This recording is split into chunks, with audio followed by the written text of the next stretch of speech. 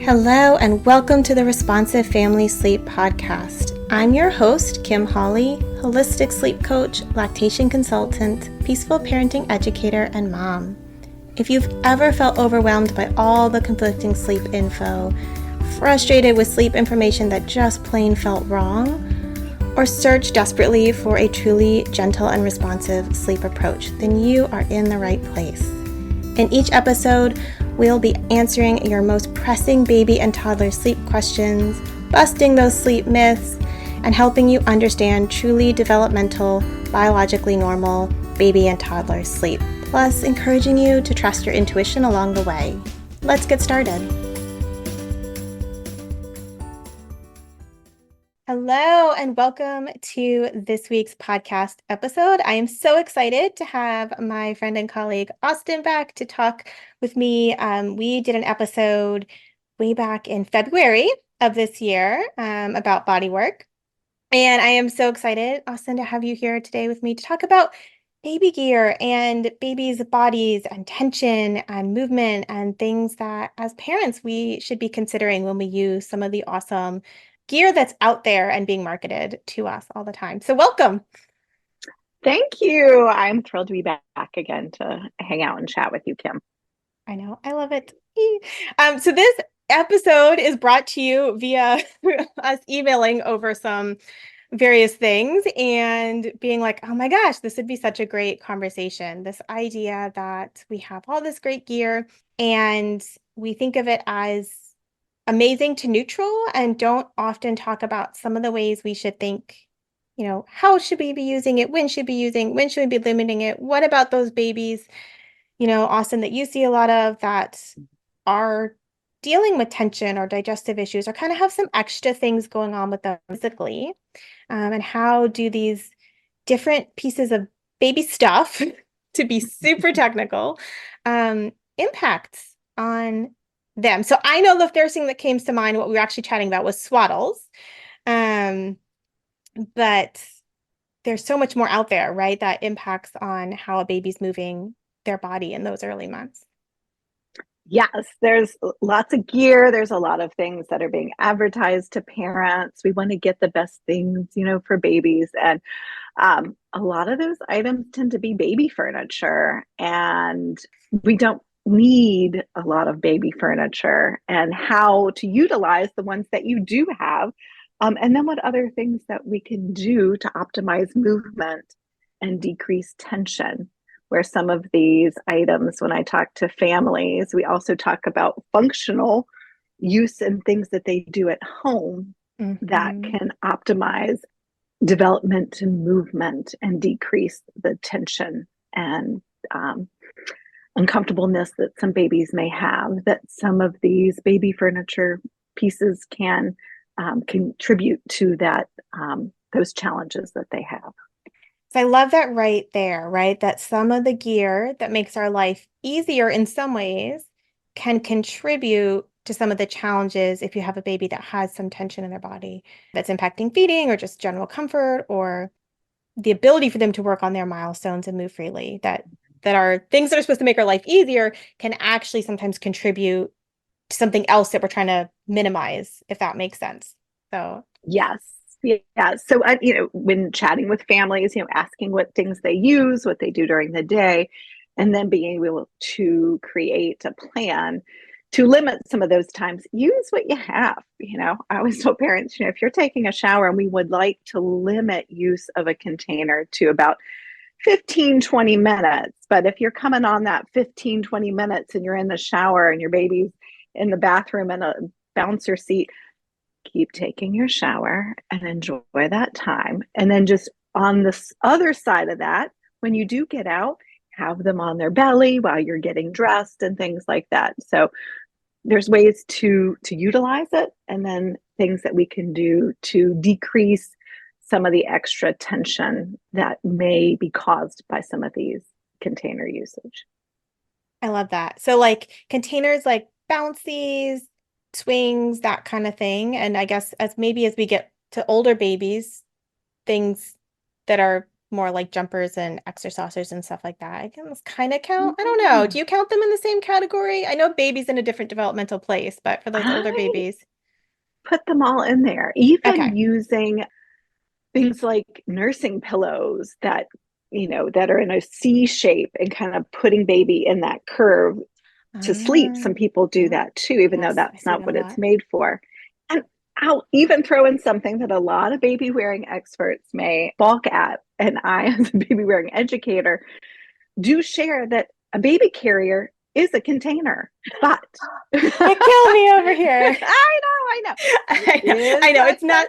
container, but it's functional. We're doing it with babies. So some great things about using your baby carry, which I promote a I lot, know. um, is, if baby's sleeping with their head one direction in the carrier, Mm, after a while, just lean forward, let baby's head come back into the parent's hand or caregiver's hand, turn the opposite direction, and then go through your day. So we're having a little bit more movement. We've got those knees up. We're kind of, also getting some vestibular stimulation while the parent is moving up and down and things like that. It is great. But just one of those things, just add it right in there too. So we can always talk about functioning and functional work with that, and functional baby wearing and use of baby furniture. I love that. I love that. So we have the things that are supposed to support babies in sitting conditions, whether that's a swing, whether it's a bouncy chair, whether that's some sort of pillow to prop them up, baby lounger. We have baby carrier, which is I see where you're going with that. Similar It's on the bottom. and different only because at least they're upright and against a human. But Mm-hmm. yeah, no, I totally get Really. that with this, especially if your tension is in the neck, Yeah, and upper the body. shoulders or neck. Yeah, Yeah. yeah. And then like we have swaddles, snoo, like those types of very snug ways that babies are sleeping um Mhm. at night. Would you say that kind of your average baby can have some negative impact of them being overused, but then maybe your baby that has some tension or um, any other sort of physical concerns kind of is at an increased, like, I don't want to say increased risk. That's not what I mean, but like we should be increasingly intentional because of that tension. Is that fair? Or do you feel like it's kind of the same whether this baby has tension issues that we know of or not? Well, I think limiting the use of containers is beneficial for all, seeing symptoms or not. And because Mhm. it's going to have an impact on them, most of the carriers and bouncer seats and car seats, swings have baby in a curved position. And when a baby comes into this world, ideally they come out of the body and come onto the parent's chest. So then they're on their belly to kind of start to extend and grow over the next few months. And we want to limit that time in that curved positioning. So, especially for babies who do have challenges like reflux or digestive challenges, that angle and that curve that bouncer seat or car seat has can impact that pressure on the abdomen, which can make it more challenging and uncomfortable for a baby. Because it's kind of Um, scrunching up on the tummy, right? Like it is. It is. slouching over here. Like that's kind of what Yes. it's doing. So it's creating that positioning, and it's also stabilizing them in one position. I Mhm. also understand that not all car rides are just 15 or 20 minutes too. So Mhm. get where you're going. But when you get where you're going, go ahead and take baby out, put them in that baby carrier. Or if you're somewhere where you have access to a clean space to put baby on the floor, then utilize that too. But we want to limit the time that they're staying in that position. And a car seat is one of those things that seems very convenient to move from the car to the next location. So babies tend to stay in them a little longer than that Mhm. 20-minute recommendation. So being aware of that and creating another plan when you arrive at the new place can help limit that time that baby is in that same position. And we were talking about challenges and baby furniture. Another one would be having a head turning preference in one position, or any tension in the shoulder that brings the head to look in one direction. These seats and containers and bouncers will help baby kind of stay in one position, which will keep that tension pattern going. And because the baby's head is leaning up against the seat, or the back of the bouncer seat or swing, their heads are still very malleable early on. So that can just put a lot of pressure on the back or the side of the skull, which can create some crown molding or flattening there too. So that extra time there can create that challenge. Yeah. So you said 15 to 20 minutes at a time. Is there a recommendation, like over the course of a day, how much a parent should be thinking about? I mean, not that I want you to go calculate that, but just like, is there like, that is a great question. All the literature that I have read and all of the courses that I have taken, we always talk about limiting that time, to 20 minutes. There's never been an overall that I know of throughout the day. So little bits, just like dosing, time on the floor, little bits throughout the day. So, there's a combination. We understand that there could be other toddlers or pets in the house. So we may have to limit that time that a baby's on the floor and may need to move them to a safer place or position, but little bits. Yeah. So flipping that, and maybe the answer is still there isn't one, but is there like an official, or like from a body milestone, movement, reflex integration kind of stance, is there a recommendation for how much like tummy time or free floor play time a baby, like a non-mobile baby, should get throughout the day? Yes, there are different times for different age groups that's recommended. And so for that time, so say it's like 30 minutes a day of tummy time, that also can be broken down into 2 minutes here, 5 minutes here, 10 minutes, little bits through the day. It is not one big half-hour tummy time, time during the day. It's something that's broken down through the day. Things you can do to make that easier is do it at a diaper change. You definitely have those set up that are going to happen during the day. Put baby, on the changing table, clean them up, take off that dirty diaper, clean, roll to their belly, have a little time there, roll them back and put that clean diaper on. That is a great way to get it in throughout the day. But there are, different times that we encourage. I mean, there's a great saying, if baby's awake, roll them to their belly. Just having that time on your body. I know we were just talking about baby wearing. That's a great way that they also have that time up against the parent's body. Those first 2 weeks of life, the gold standard of tummy time is on their caregiver's chest. Yeah. So those times on a blanket on the floor is ideal to have that ventral surface weight bearing, gravity, having an effect on the body, on the floor, a bed, a safe bed, ottoman, a lot of things that we can create a space to do this fun playtime that with a caregiver on those surfaces, to also integrate in the use of those times that we do need to use a container.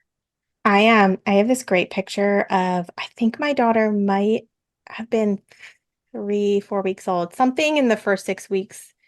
She's on our bed, which was very firm because we were bed sharing, and my 5-year-old doing tummy time, and my 5-year-old lays down and starts doing tummy time with her and like making faces at her, and this like picture of the two of them laying on the, I mean, we were right there, right? Like laying on the bed, doing time together, and it's so cute. That is the best. If you have older children, they are built-in entertainment. Utilize them for that entertainment time. Yes. So, So I want to think about like the swaddle, and I'm gonna throw the snoo in there as sort of an extreme swaddle. We won't get too far into it. I called myself out before we hit record that I might get on a snoo rant, but I'm gonna try to hold myself in check.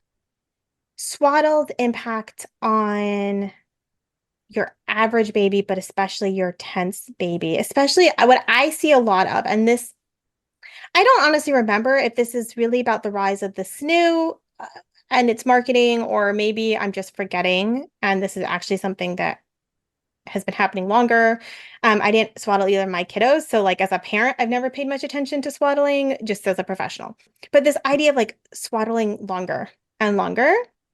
And I feel like with the snoo, you can swaddle past when your baby can roll because they're strapped in. And so you don't have that risk of rolling onto your tummy. But we are still swaddling, muffling movement significantly longer than I feel like many parents would have without a device that's kind of marketed to limit baby's movement. So can we talk about swaddle and sort of tense babies and but also swaddle and like reflex integration a little? yes.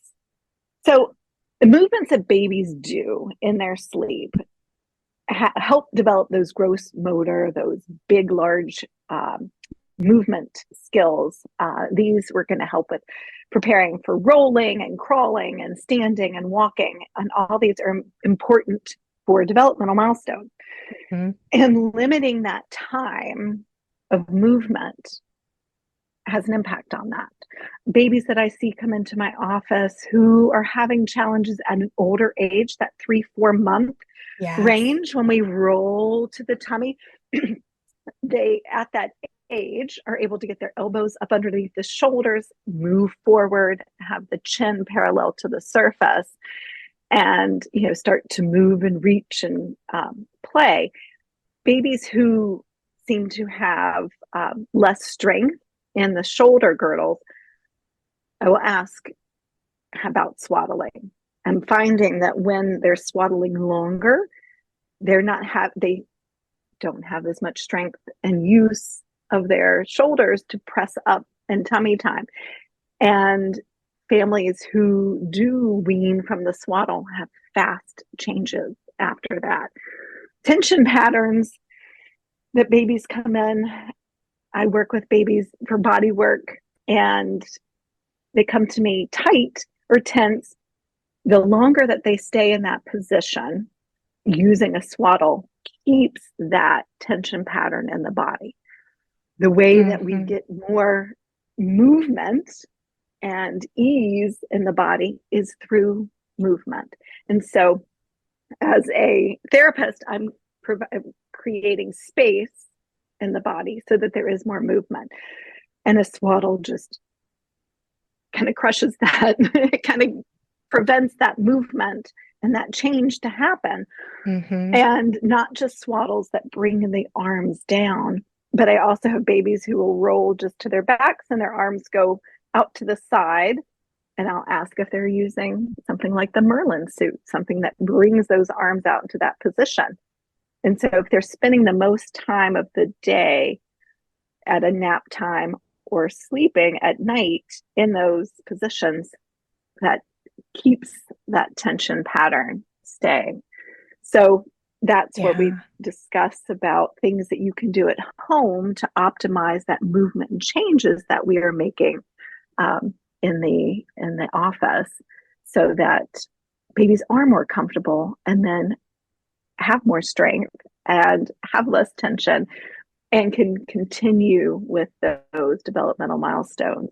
In an ideal world, we don't need to utilize the swaddles, but if we can use it in those early 2 months and then begin to wean from it, some parents will let one arm out at night Mm-hmm. and before using two. And it takes a little time for them to, they use their hands. Everyone's like, well, we want to swaddle so they have that womb like, environment. But babies have their hands in the womb Mm-hmm. and they are highly sensitive. The sensory input is very high in a baby, and they use that for calming Yeah. and and being able to have that up against their hand, up against their face Mm-hmm. Starting to is suck their important. hand, starting to, yeah. Yeah. I say a lot like the only way to learn how to sleep without a swaddle is to sleep without a swaddle, right? Like we can transition slowly out of one, but like we have to kind of have that practice, like have that ability. Like you can't learn to control your limbs and not startle yourself awake if you're always swaddled. Like you can't learn that without having the movement and learning to kind of integrate that movement. So I like like how do you get more movement? You have more movement, right? Like it's the same Mhm. principle. Yeah, and sometimes we'll do one arm out, then the other arm out. Sometimes I'll do one like swaddle that keep the swaddle around the torso for that little hug feeling on the Oh, belly. yeah. Sometimes I will suggest something like a swaddle transition. So I hate the Magic Merlin swimsuit or swimsuit. I hate the Magic Merlin sleep suit, but like a zippity zip, right? That has a little tension, that their arms are more up, as an intermediary, Yeah. especially for a baby that does seem to startle themselves awake like crazy amount, right? I think that's Mhm, really mhm. tough piece of getting babies out of the swaddle who the swaddle worked well for. And they always say in the sleep world, and I've seen lots of places, and I say this myself, so I'm going to run it by you that like more tummy time and floor play time helps that moral reflex integrate. Is that true? It could be. I have heard more, the more reflex is elicited, the more it integrates. So the more Ooh, that they are the more there, they startle. yeah, the more that they have that. So as you're, hanging out and they're just in your lap, just kind of pulling down a little bit on there. If they're wearing a footy pajama and just kind of move it to kind of elicit it a little bit, they'll just kind of put their hands out. So the more they use it, That makes sense. the more it integrates. I like that. So, but they don't, having that time on their belly, they aren't able to elicit that more reflex. But it's doing so many things Yeah. on their body, I think that and especially for, the thought process that I have heard, and certainly not an expert in this area, is that like it's not initiating it, but it is building that kind of strength and coordination over like being aware of your arms and building that like strength and coordination piece, yeah, and and that can help. the more that they are out and on the floor, and especially, I love this time of year because it's warm, and so babies don't have a lot of layers on. And a lot of babies Mm-hmm. come in my office, they don't have socks on, they have their arms exposed. So, more skin in the game, the more it turns the Wi Fi on, the more it, connects with the brain when that skin Yeah. and that arms are on the floor. So, that can be really beneficial. And, just kind of coming up to mittens, goodness, if you're riding in a car and baby tends to scratch themselves, utilize it there where you can't, be with baby in the car. But as soon as you get somewhere to, remove those, it also might not be as safe to have something with fabric up against baby's hands and face in a car. So just be aware of that. But it's can be a form of sensory deprivation when they use their hands so much. So Mm-hmm. more openness, if it's chilly and you have air conditioning on, just push those sleeves up a little bit so that they have some more exposure to the skin when they are in tummy time. So that too, yeah, gets them You, used to that feeling. You're making me feel so much better about my strategy with my kids and their babies from like as long as I could possibly get away with it. Onesie, diaper, that was it. None of this cute baby outfit stuff that people do. And that's no judgment to people who really like that, but it overwhelmed me. I'm like, they're gonna spit milk down this at some point, like, or I'm gonna squirt milk down them at some point because I had oversupply in the beginning with both my kiddos and a strong letdown. And like spraying someone in the eye with milk was Oh, totally yeah. a normal thing. And I didn't realize with my first baby that that was not everyone's experience. But anyway, I'm just like baby in onesie diaper. That's it. Like that is totally my way that I roll Oh, with parents. So yay, look at all the skin I was exposing for all that sensory input. I good. never even knew it.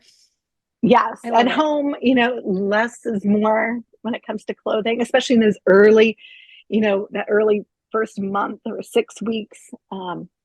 Less on parent, less clothing on Less parent laundry. who is feeding. Yes, you have less laundry, more skin to skin, which I'm a big component of, and a proponent to have more skin to skin. And that's a great way to do it. And then when you go out into the world, you can put those cute little outfits on for the other people to see. But when you're home, you know, ease and more skin exposure. Uh, I'm just thinking about it, right? So if we're swaddling a baby for sleep, for all sleeps, in the first 3 months, that's easily, 14 to 17 hours, right? And then we're putting them in a swing or a bouncy chair, something at least some of the time, right? Like we could easily have a kiddo in something or like their movement curtailed in something, contained in something for like 20 hours a day. Like I don't or more. Like I don't think that I mean that's that wild of a exaggeration and think about how much they sleep and how much like we're going to set them down just like even in not overusing just even in small ways especially if you're not doing a bunch of contact naps or anything that gets some of that sleep time on to you it's just kind of wild how much that time can add up over the course of a day just trying to do normal life stuff if we're trying to swaddle a baby and put them down for sleep for most of their sleep which I know is what parents feel like they should be doing, even though contact naps and sleep is actually quite healthy and normal and wonderful. And it's always good to have a balance. But then if you're, got the swing, you got this, you got that, it can actually add up to a lot of time. It can. And so that's why we want to, limit that time or utilize, lessening swaddles during nap time, Mhm. adding in those contact naps.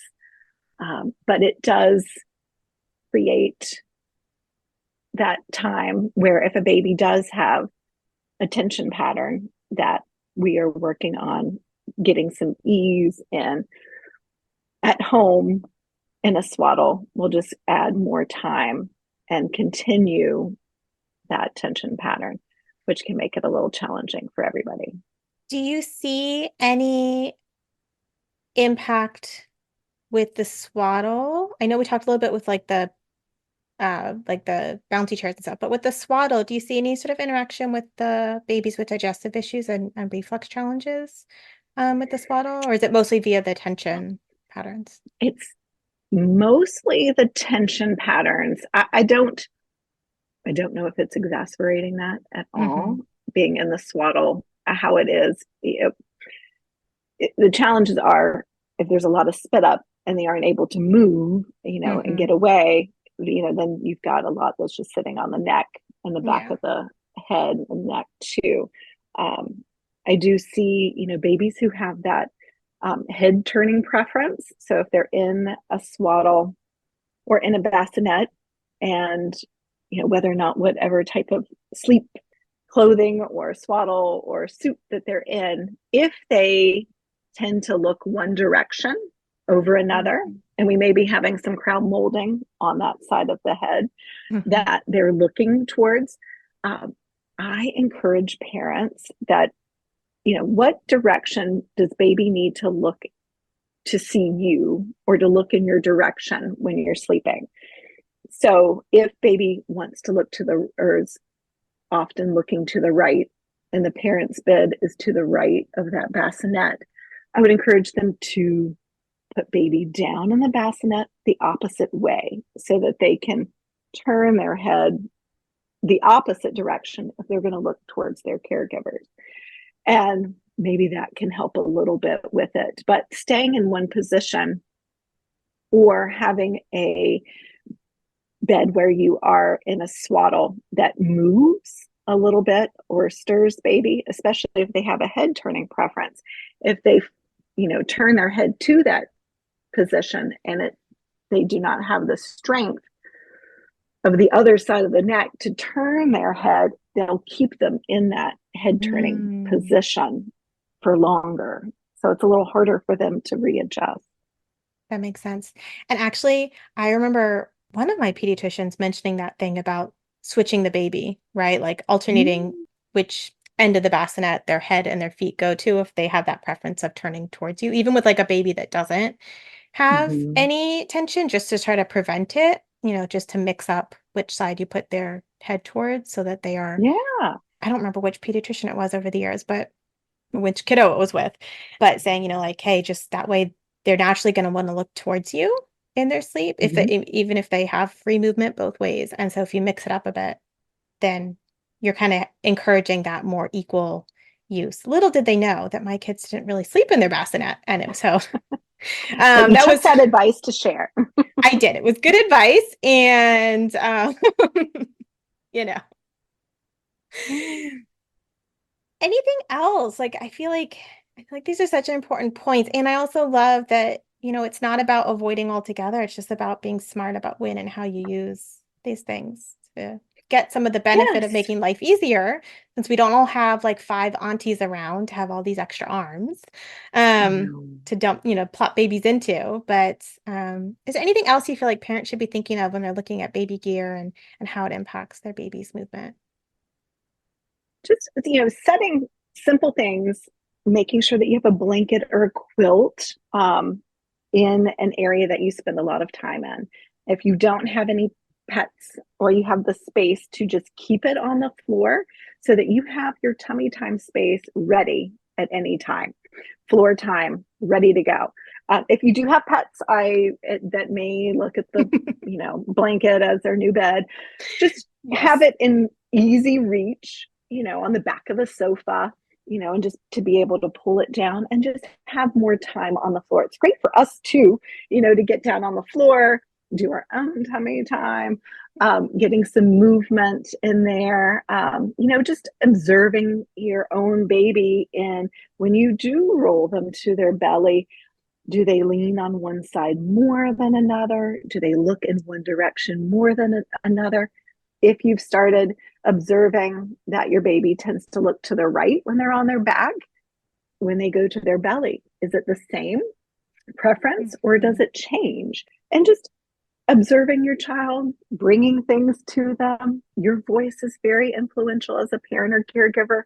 They'll want to naturally look that direction, you know, mirrors, faces, utilize those older children if you have them, Mhm. and enjoy that time on the floor. So set that up for success. Another thing, getting ready, looking at baby gear, looking at baby carriers. I know I said that they are a container, but utilizing them through the day because it's something that you're doing together. We just want optimal positioning in the Mhm. baby carrier too, uh, chest to chest for our new babies, and making sure that their hips are in a proper position, that their arms are flexed and up, and that they're looking in both directions when you're moving, and utilizing that. And as a new parent or a soon to be parent, finding a baby wearing educator or a baby wearing group close by so that you can see what carrier may fit your body the best, or practice, so that you have that.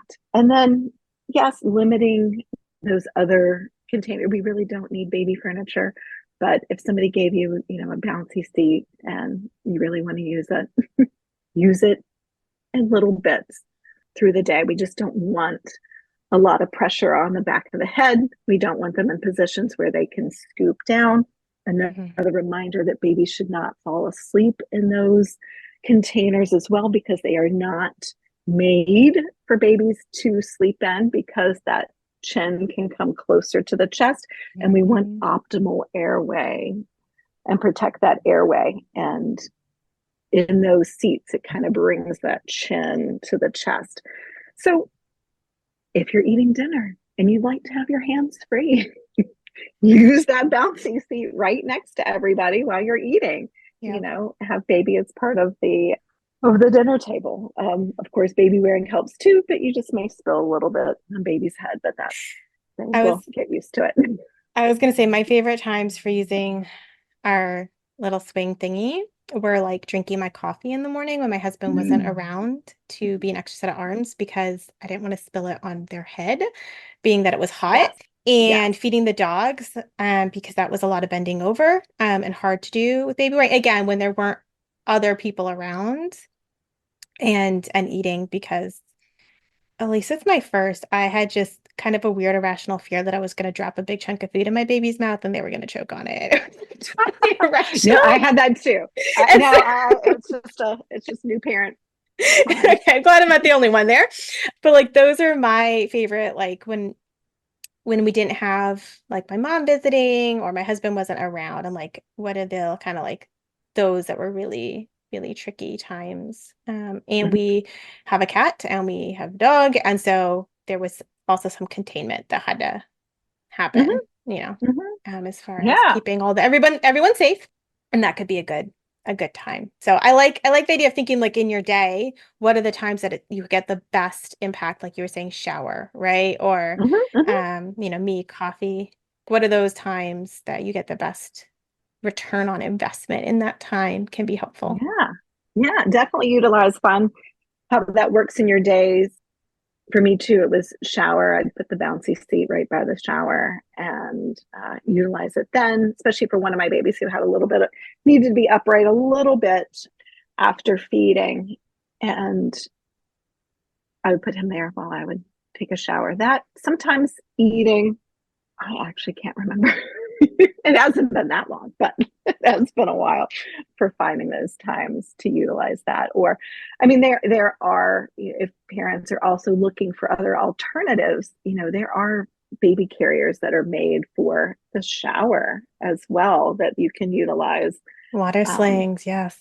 yeah, water sling or a water wrap if you both Yeah. want to take a shower. I just needed some time solo, and so that's where I got my solo time.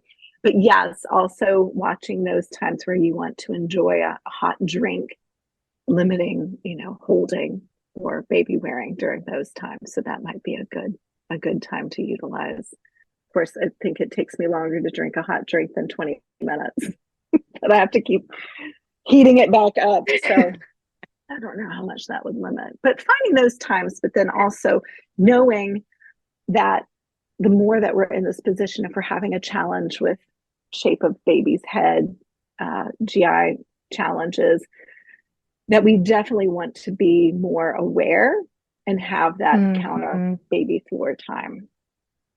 Yeah. Right. So in my case, if I'd had a baby that had tension, which neither of mine did. But if I did, I could also have put a blanket on the floor, sat down leaning against the couch with like a pillow for comfort on the floor next to Mm-hmm. my baby on the floor and drank my coffee that way. Like there, Mm-hmm. I think Mm-hmm. just kind of thinking about like different ways to do it. And even if it's some of the time, not all of the time, it still can add up. Just like that cumulative time in the containers can add up and in the swaddles can add up. Those moments choosing something different can add up Mm-hmm. when you feel like you have that capacity. Mm-hmm. Mm-hmm. And asking other parents, being in groups of other people, asking what they do. I had a parent the other day said, I sit on the floor on a cushion and I put baby on the sofa so that we're face to face. And I was like, Aww. that's so smart.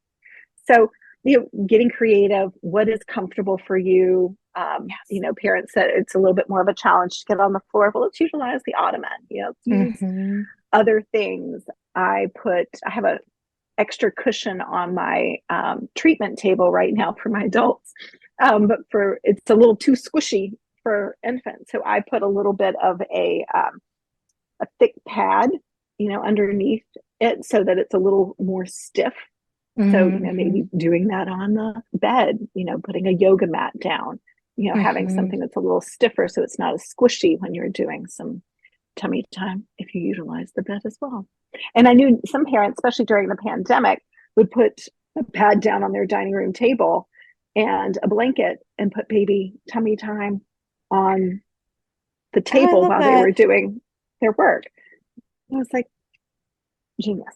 So there's lots of ways we can be creative, but just being aware of limiting that time in those baby furniture pieces and also thinking of other ways to things that you do want or to limit if you are looking at a baby registry, different carriers, different mats on the floor, things that Hmm. can help. But and share, and you did bring up the snoo, but I'm curious to know a little bit more about how it works and we can discuss a little bit on some of the restrictions that it creates for people and infants.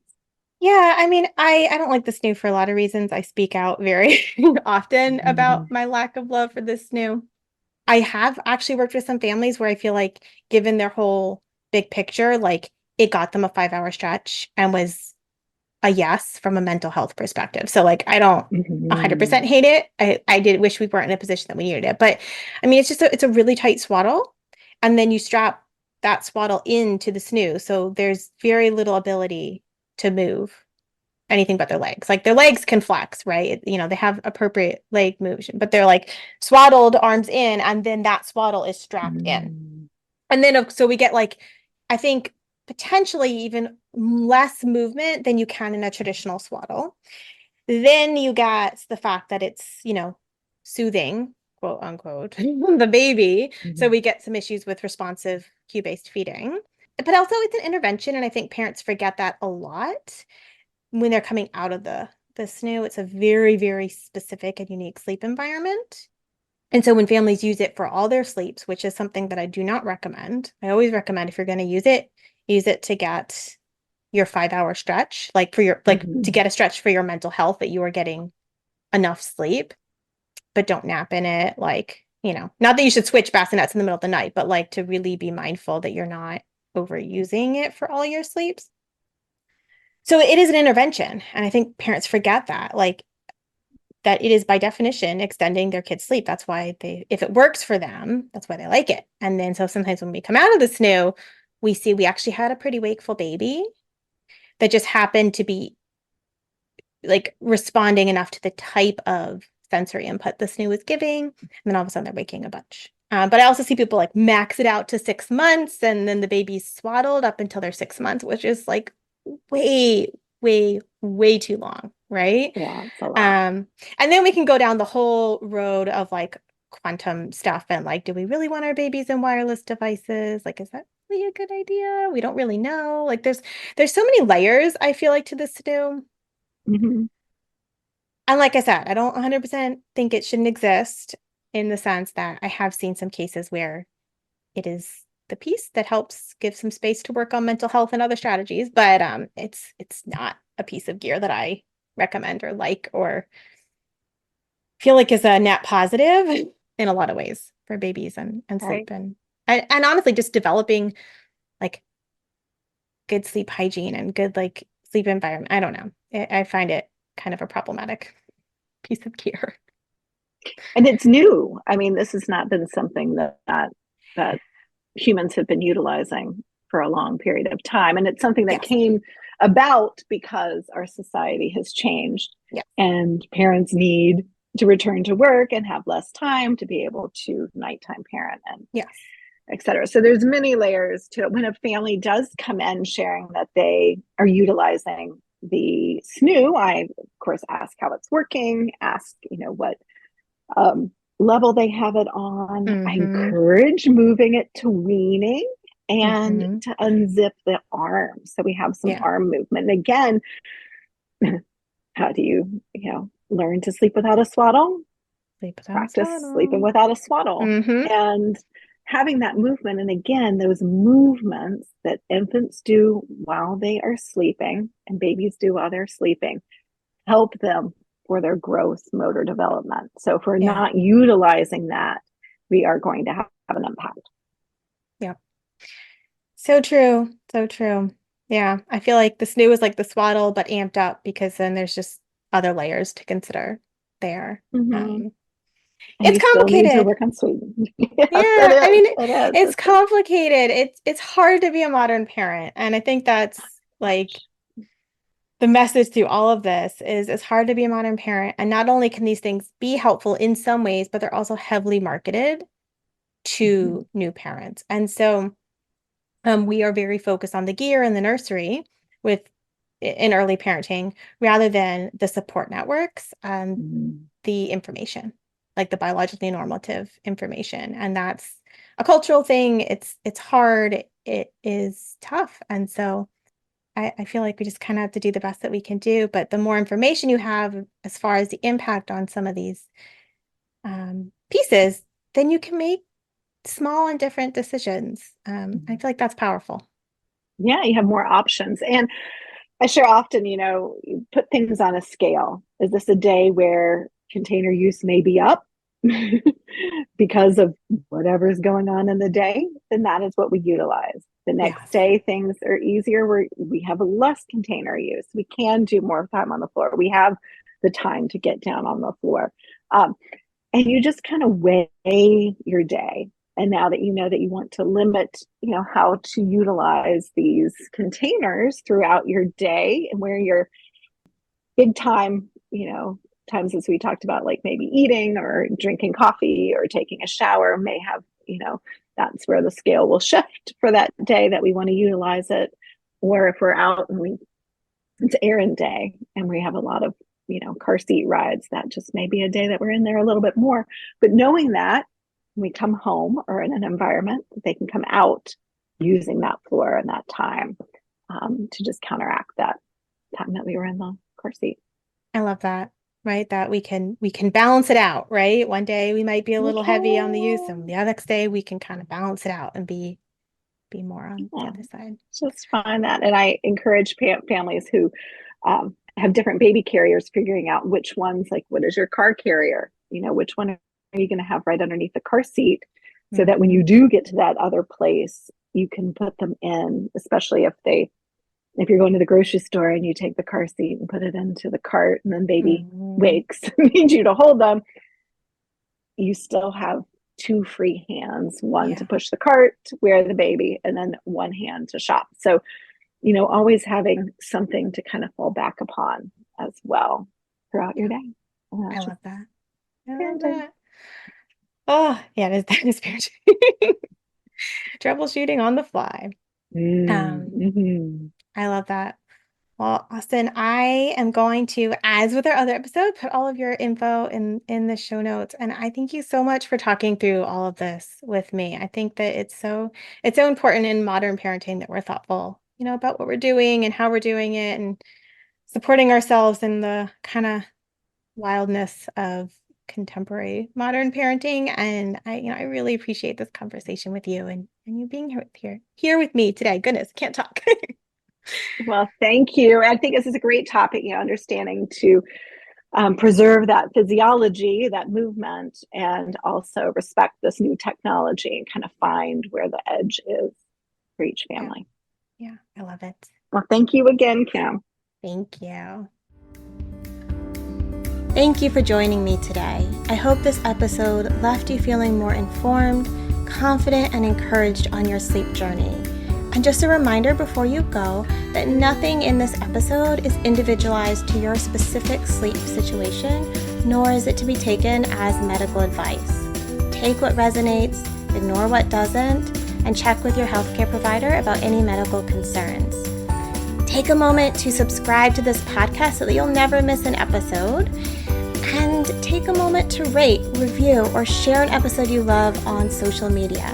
All of that helps parents just like you find me, this podcast, and this gentle and responsive sleep information. I'll see you next time.